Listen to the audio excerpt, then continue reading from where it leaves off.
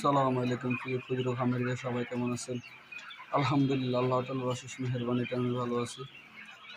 আপনারা আমাকে অনেকেই প্রশ্ন করেন, আমার কয়েল পাখি ডিম কম পাড়তেছে। ডিম কম পাড়ার মূল কারণ হচ্ছে কয়েল পাখি কৃমি। কয়েল পাখির অতিরিক্ত পরিমাণ আমরা, কারণ বন্দি খাঁচায় তো কয়েল পাখি পালন করি, এই জন্য কয়েল পাখি অতিরিক্ত কৃমি হয়।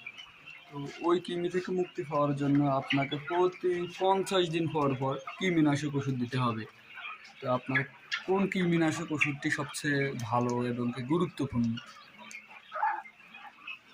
এভিনেক্সটি সবচেয়ে ভালো এবং গুরুত্বপূর্ণ। এটা র্যান্ডা কোম্পানি বাহির করছে। এই ওষুধটির মূল্য হচ্ছে আপনার 250 টাকা, এমআরপি 250 টাকা।